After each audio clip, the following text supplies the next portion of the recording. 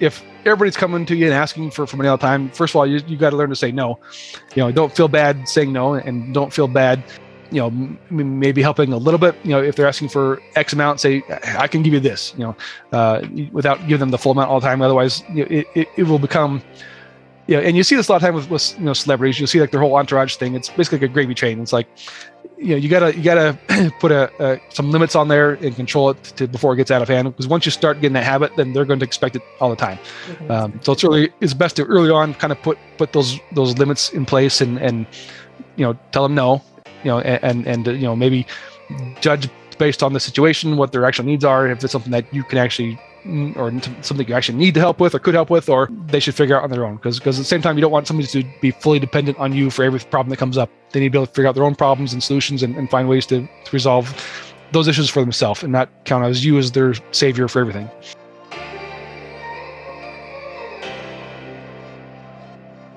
Welcome to the Share the Wealth Show, where minority professionals can learn to escape the racial wealth gap and catapult themselves into abundance. Your host, Nicole Pendergrass, grew her net worth from being negative to multiple six figures. Join her on her investigative mission to expose secret strategies of the wealthy so we can all have the tools needed to build the life and legacy we were created to possess. Now it's time for the show.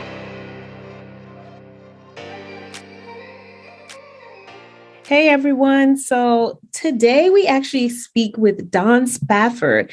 He actually has an educational and professional background in finance and security investing. He wanted to be a personal financial representative and advisor, but he ended up doing that around the time when the crash happened in 2008.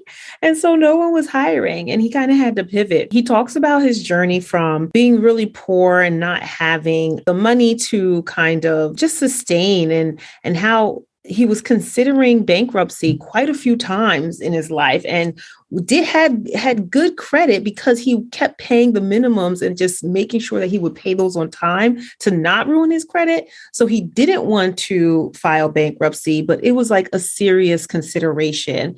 And how he started with going to a real estate conference, how he didn't have the money to sign up in the back of the room, how he met somebody there, and how he slowly started to grow, how he learned about a 401k loan so that he could purchase a first property. And he started with a 4-family house on the residential side that was like an hour away, and he would drive there and self-manage.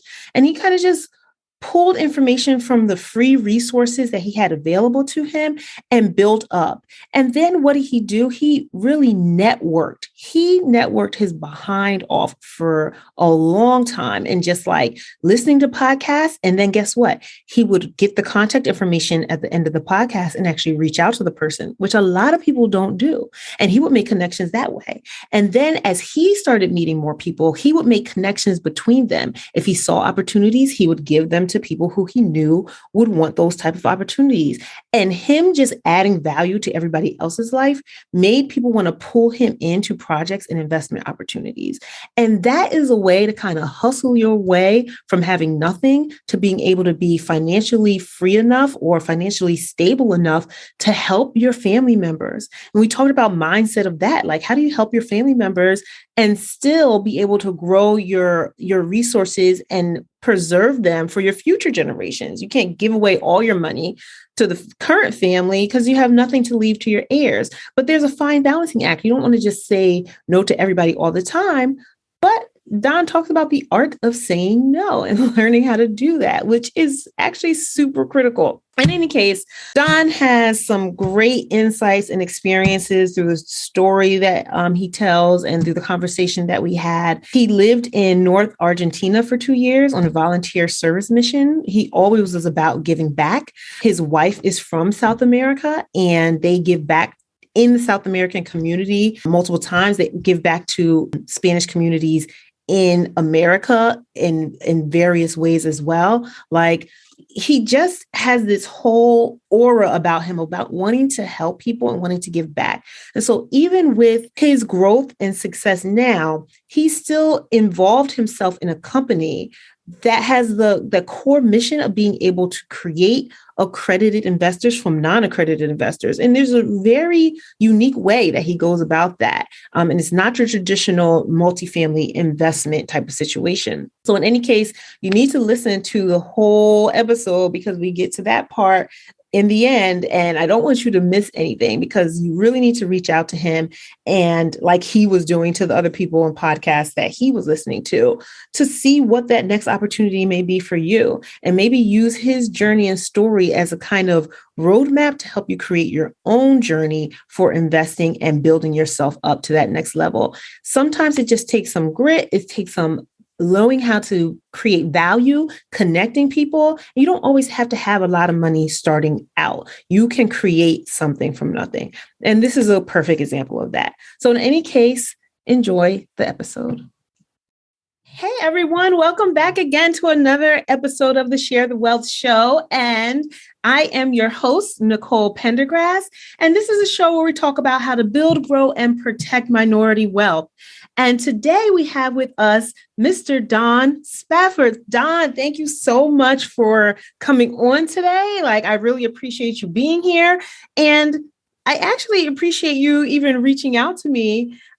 You know what? I'm gonna go to that part later because I want to just be transparent with the listeners that this might have not almost happened, but good thing that me and Don are cool. And I like Don, and he likes me, and we can have open conversations.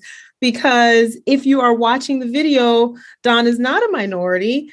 And I was concerned a little bit about how you guys, my listeners, would receive him. But after we have actually been talking, we have so many commonalities with our mission. And there's some other things that I didn't know about Don that luckily, because we were able to have these conversations, I found out. And I'm excited to dig in more actually about it because we just scratched the surface on our other conversation. But Don, I'm rambling already enough.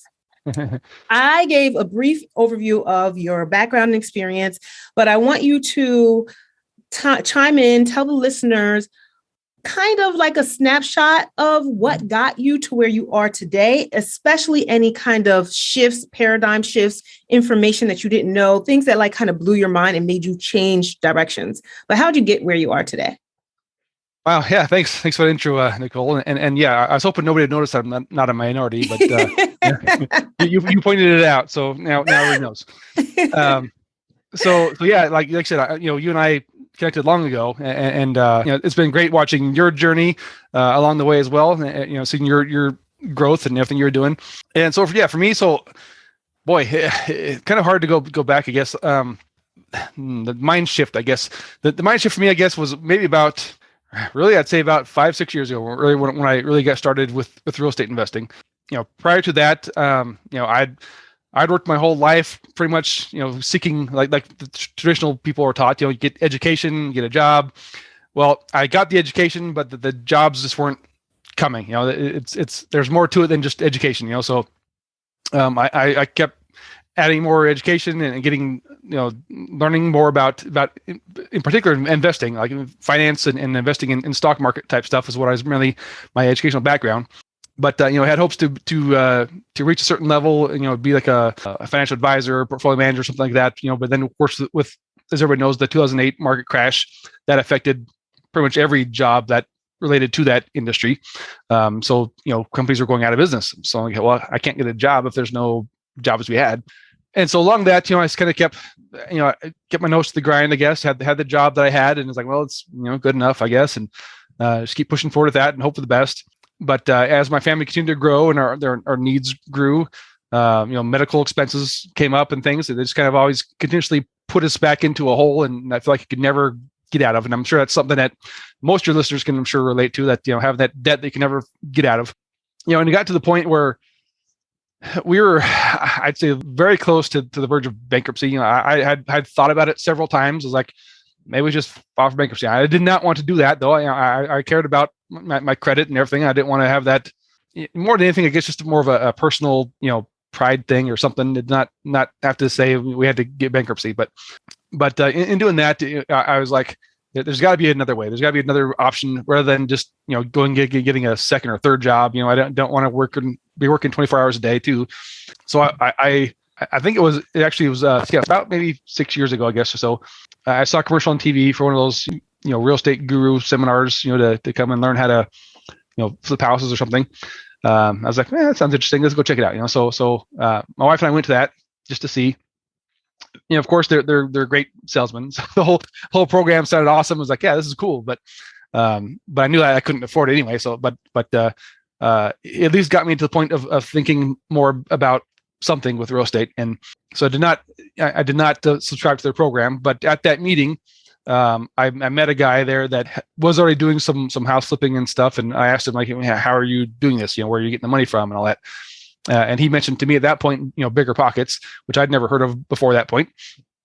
And so, okay, that sounds interesting. Yeah, which I still did not know what Bigger Pockets was. I thought sounds like it's a private lender site or something. So I came home and I looked it up and was like, oh, this is interesting. They got these podcasts and webinars and their calculators to run some numbers on see if property is going to cash flow. And I fell in love with that immediately. I'm like, this is amazing. And so I started getting my education really at that point. Once I got into Bigger Pockets and started listening to the podcasts and the webinars and asking questions in the forums, just interacting with people that were much more advanced than I was at that point, which I knew nothing.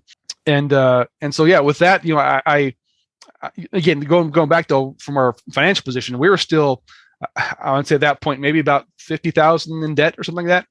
And it's not from having nice cars and things. We drove old and still drive old paid off cars, high mileages. We don't drive new cars or anything. Didn't have necessarily nice things. This is all just general, the slow debt that just builds up over time. Your again, medical expenses, even putting your groceries on your credit card because you have to, and these things just kind of over time build up. And so as much as I want to invest in real estate, how can I if I have no savings? We don't have a strong financial position. Luckily, I still had a good credit because I was still paying my debts on time at least. But I found out again through Bigger Pockets kind of taught me about some creative financing methods that something I had never considered before. So since I'd been working, I started working when I was 14, obviously. So I've been working since I was very young. But as soon as I was had a job where I was able to, I started contributing to my 401k. Not necessarily a lot, usually always just the minimum to get the maximum employer match. And so over time, as that kind of somewhat built up, I realized that I can borrow from my 401k and use that money for my down payment. So that's what I plan to do. I found also a local lender in my area, luckily, that had a 10% down payment option for investment properties. So did not need 20 to 25%, just 10%. So this was in our early 2017. We started looking for properties. We found one. I actually found on Craigslist of all things at that time. Yeah, a four-plex listed on Craigslist. Newer built. The price, the numbers worked out great at that point. It met the 1% rule, which I can explain in a bit for listeners. But so anyway, the numbers worked. I was like, okay, this is great. This is going to be a good property to start with. I can borrow money from my 401k. The 10% down payment makes it not that much. It was still a huge risk. Again, coming from where I was at that point, I was like, this is still a huge risk. If this blows up in our face, we're definitely just screwed. We will be forcing bankruptcy and on the street or something. But luckily, it all worked out. It worked out better than I expected, and that was kind of the starting point of getting this momentum moving in the whole real estate investing aspect of our lives. Yeah, so that's crazy. And I was going to say that's basically very similar to how I started. I started with a 3-family, although I didn't buy it as a full investment property because I did live there. So I did FHA with 3.5% down. And I also, borrowed from my 403B, not for the full amount, but just because I was short some and I realized I could borrow against it. And same, I was only contributing on my 403B up to the employer match because I didn't want to put all my money into, the retirement accounts because I knew there were other ways because I had started looking at real estate. So there's so much similarity in our startup stories. That's crazy. But a question I actually have is the 10% loan. And normally when I hear of a 10% loan available for like an investment property, it's because they consider that your second home. But that can't apply when it's a 4-unit property. So what was that just like a whole different, I know it's a different market then. So maybe that's why they just had that product. What do you think that was? Is that available still today? It's available still today. Yeah, it's a local lender that does portfolio loans. So they allow up to a certain. I haven't checked them recently, but at that point you could do up to. I could be wrong on this, but I want to say two. I don't remember the exact. You get up to 12 loans to them. Like, I think I want to say 2 at 10% and then 10 at 15% down, something like that. So some mix of between 10 and 15%. So, okay. And yeah, they still have that program today. They did kind of cancel it for a bit during the COVID times, but they reinstated it about a year ago. And there's actually a couple other local lenders in my area that also do 10% down payments on investment properties. Yeah. And in most cases, again, it's an in-house portfolio loan. So they don't, there's no, additional fees or PMI and that kind of stuff on it. And their interest rates are still within normal range of anything else out there. So it's a great option if you have that option to get started with less money. I still try to use them if I can, if I buy anything that's a residential property that would count for that. Mm-hmm. So how were you self-managing that first property? Yeah. And how far was it from where you actually lived? It's about a 45-minute drive. Okay. Yeah. So I was initially trying to find something where I'm at and not having any luck. Did put a couple offers on a couple properties, but didn't get accepted. And I started looking at the next two cities over. So we're kind of right between two college towns, basically. Mm-hmm. The one I actually found one I liked a lot was a 5-unit, but again, that was now a commercial loan, and that required a much higher down payment, something I did not have enough for. And then the other one was on the other side, and again, that was the 4-unit, so I could get the residential loan, 30-year fixed at 10% down, and again, it was 45 minutes away, which could be kind of a thing, but for me, I was like, okay, it's close enough that it's not too big of a deal that if something goes wrong, I can still get down there. And I did want to self-manage it from the start. One, to save on that cost of the management fees, and two, because I wanted to learn the process. I wanted to get to know the property better, know the tenants better, and so that's how I figured I might as well do that and go for it. And one of the books that helped me a lot at that early phase too was it's called the book on managing rental properties by Brandon Turner, Bigger Pockets book. So they have the book on rental properties and the book on managing rental properties. So the managing one is the one that I kind of was going through that as we were going through the whole the closing process on this property. Mm-hmm. Just so I can kind of learn and get some ideas of what to do, and that I still like that book a lot for what it teaches there. You know what? I feel like I have that book or had it somewhere and then I never read it. It might be sitting on my bookshelf. But any case, and it's funny because my 3-unit is 12 to 15 minutes away when there's no traffic. And I still don't want to go over there all the time. I just it's just out the way. Got to get in the car and move. I'm just so lazy when it comes to that, especially in New York City. And when parking is hard, if I have a good spot, I do not want to move my car unless it's absolutely mandatory. But I don't go there often now. And back then I would for anything, now I've got people I can call if something needs to be fixed or whatever. I only go there for new tenant move-ins and inspections. But other than that, I tried to not go there. That's what I was going to ask was how much time did that 4-unit take at the very beginning? And did you have any systems or anything that you helped make managing it easier so you could step away from having to go all the time? Yeah. At the beginning part. Yes and no. The one thing I did, because initially the previous owner, he was collecting the payments in person. He would just go there and get them. And I was like, well, I'm not going to do that because if they're not home or whatever, I don't want to come back, first of all. And so right away, I set up, I put 2 systems in place, whatever's most convenient for those tenants. They can either, pay online. I set up an account with e-rent payment. And so they can pay it online if they want to, which would also gives them the option to report that to their credit bureaus to help improve their credit.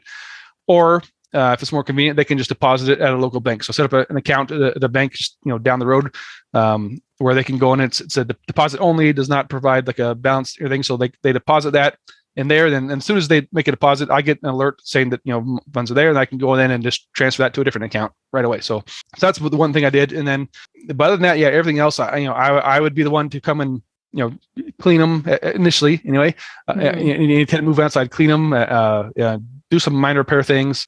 And so I did quite a bit hands-on initially.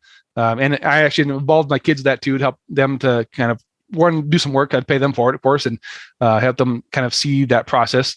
And then Yeah. Then I mean, everything else, for like, I would do I still do, I guess, the new applications for any new vacancies. If there's an application there, I'll go through all the whole checking process, but I still, of course, do a full background check and credit check on that, all through getting that e-rent payment.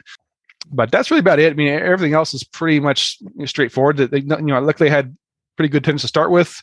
One of those initial ones, 5 years later, is still there, and I tried to do a very thorough job up front of vetting new tenants to put them in, to make sure I don't have problems down the road. And so far, everything's been great. Never had to evict anybody. Never had anybody destroy the property or not pay. So that one's going great for me. Nice. That's great. Okay, so you know what? Because I kind of know some, like the surface level of your mission and what who you are trying to help and the impact you're trying to create in people's lives. And I see a little bit of why that's some of your mission, because of how financially you struggled at the very beginning until you got your footing and started investing in real estate, and that momentum started building. But can you tell everyone kind of what's your mission? Like what is your impetus for helping other people? What are you trying to accomplish with your investing that you're doing now, and the opportunities that you're trying to get to people, and kind of how did that arise from what you were doing before? So that's kind of, I guess, multifaceted in a way. I've always, I guess, the way I was brought up, the way I was educated from my parents and church, I've always had the desire or need to help people. I'm not the type to see somebody, I guess your common thing to say for New Yorkers, right? See somebody getting bugged, you walk past and keep going. I'd probably be the one to stop and I'd be the one to stop and help, and probably get hurt myself. But that's just who I am, I guess. And so I like helping people. It makes me feel good. But so just part of that, going through my own struggles personally, and other family members and friends that have gone through different things. Wanting to be in a position where I could help others has always been a goal for me in the end. I served a mission in Argentina for my church for a couple of years, and and being there is where I really saw true poverty. Never before had I been in somebody's home that have dirt floors, no running water, and many people living in this small space. So I from that point especially, I've always wanted to find a way to go back and help the people there. My wife is from Paraguay as well, so we have a good connection with the people of South America, and of course even here in the States with the Hispanic community. And there was a time when we lived in Omaha, Nebraska for a while, and actually most of my life, I should say. But I was involved there with the Boy Scouts and a scout master for a group of Hispanic boys, and all of them were their families had immigrated to the U.S.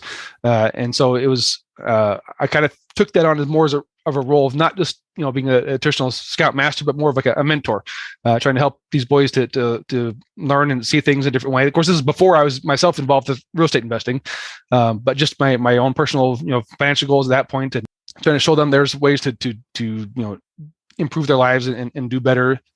And so we've always had this desire to give back and help others to improve their own lives and achieve the things that maybe their parents couldn't, or they hope to be the first in their their generations of family to even have a college education, or to be financially secure without debt or something like that. So there's many things that we want to go back and do and help people in many ways that we can. Okay, perfect. Now that you are more successful and have been, really climbing that ladder within the real estate world, in what ways has that helped you either amplify what you've been able to provide or do for other people? Are there any programs or educational things, or what have you been putting out there or doing to kind of guide people or give them opportunities for financial advancement? Sure. So a while ago, I'd say, what was that? Maybe early 2019, I guess. I actually started a blog at that point about financial education. So it was kind of mainly geared towards, let's say, teenagers, young adults. At least when I first started, that was the goal. Mm-hmm. As more about personal finance, education. Help people make wise decisions to try to stay out of debt and invest wisely, to set themselves up for a stronger financial future. And actually, part of what led to that was I actually wrote a book maybe a year or two before that, which I've not published yet. I was going to say, I didn't know about your book. The whole point of that book was for my kids. I was trying to get them to read the things I'm reading, listen to the podcasts I listen to, and that they're not interested. So it's like, well, if I write my own book, maybe that'll force them to read it. So I of course had them proofread it, so they've technically read it.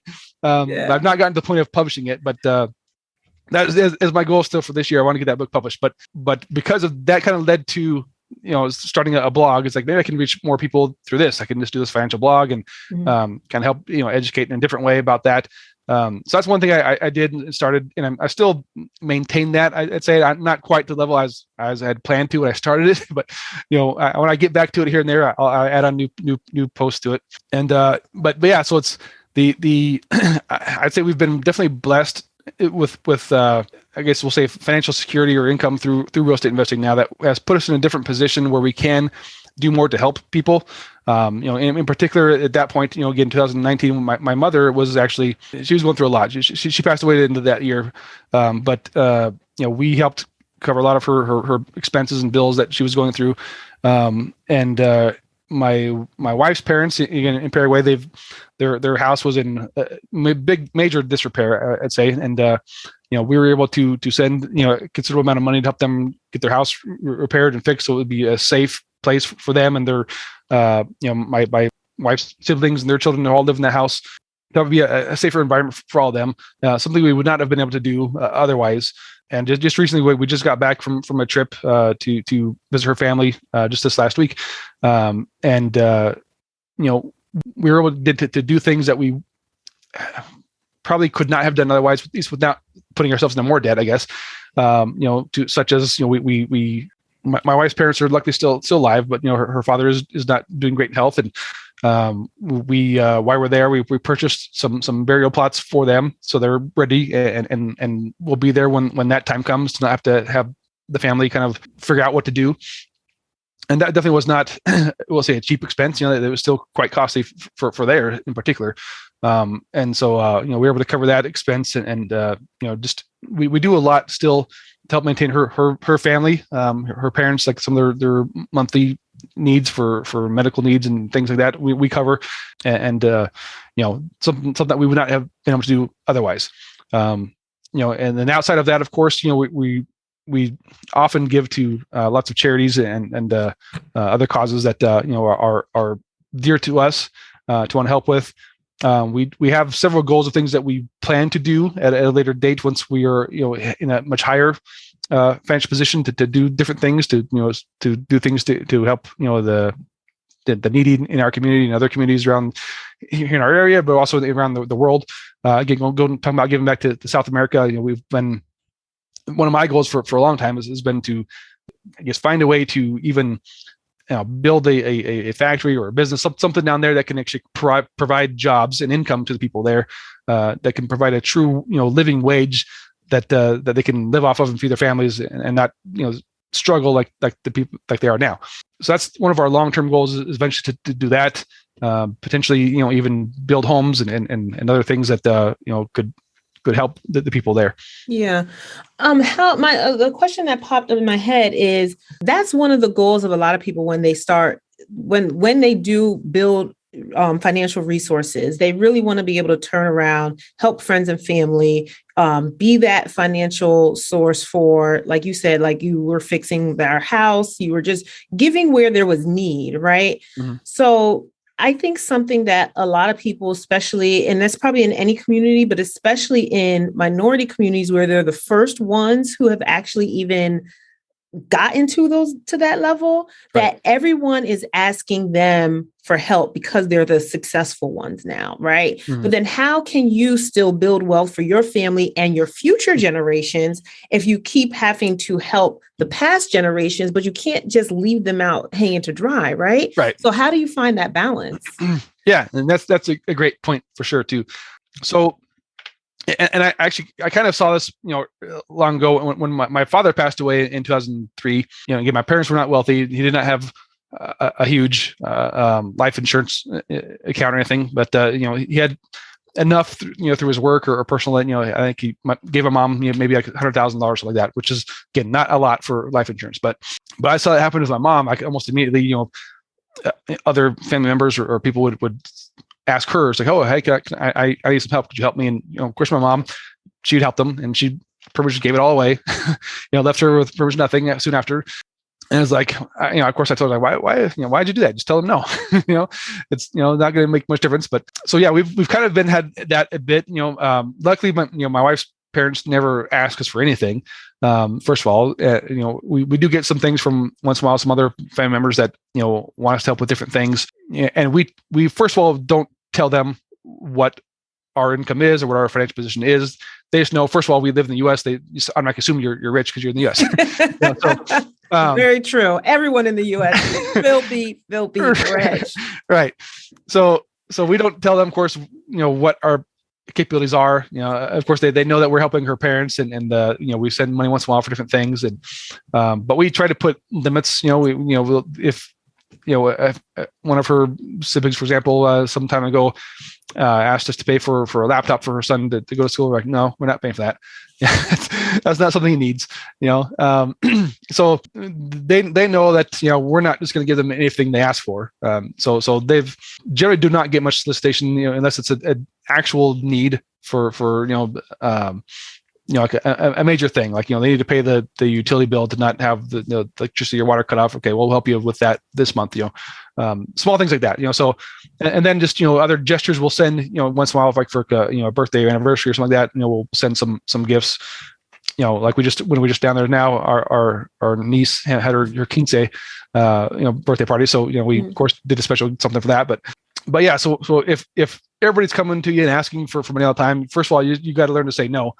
Don't feel bad saying no, and don't feel bad, maybe helping a little bit. If they're asking for X amount, say, I can give you this, without giving them the full amount all the time. Otherwise, it will become, and you see this a lot of time with celebrities. You'll see like their whole entourage thing. It's basically like a gravy train. It's like, you gotta put some limits on there and control it before it gets out of hand. Because once you start getting that habit, then they're going to expect it all the time. So it's best to early on kind of put those limits in place and tell them no, and maybe judge based on the situation what their actual needs are. If it's something that you can actually, or something you actually need to help with or could help with, or they should figure out on their own. Because at the same time, you don't want somebody to be fully dependent on you for every problem that comes up. They need to be able to figure out their own problems and solutions and find ways to resolve those issues for themselves and not count as you as their savior for everything. Wow. That, because you know what, that was where my mind was going with it. And the more, and it's hard sometimes because you really, especially when people, they learn how to put on the puppy dog eyes and they have the face and the stress, because they can't see the way out and you're their only way out. But if you always say yes to saving them, like you said, you're actually debilitating them and making them not be able to use their brain, use their other resources, even if it's not a financial resource. There's other ways to figure things out. And it in the long term, it might hurt in the moment for them, but in the long term, it's going to make them stronger, because you don't gain strength by just like walking around. Like, you have to go to the gym and pick up weights, and the heavier the weights, your bigger your muscles get. And like, even though that's a simple analogy, but that's very true for tough circumstances that people go through in life as well. Like the people who are like the best personal development kind of speakers and coaches have been through a lot in their lives. Like they've gone through, been drudged through the mud and back up, and they've learned how to crawl their way out. And that's why they're so insightful and so impactful when they're trying to give people advice or coaching people through their other problems, because they've been there. But they wouldn't be able to do that if they didn't go there first. So I love that. Like, you got to learn to say no. It's hard. Yeah. But you just got to make the decision on what is an actual need and what is something that they could actually figure out themselves. And it doesn't make you a bad or mean person.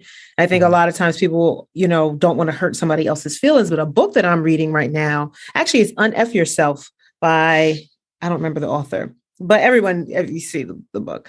But it's like, you're not responsible for other people's feelings. Right. Or is it that book, or is it another book? I'm reading so many books, I'm getting them mixed together, but they basically say a lot of the same things anyway.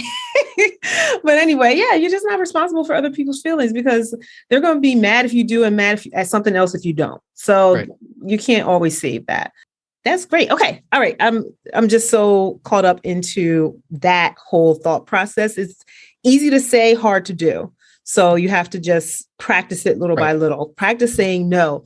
I think everyone listening, your goal should be to say no to at least one person a day.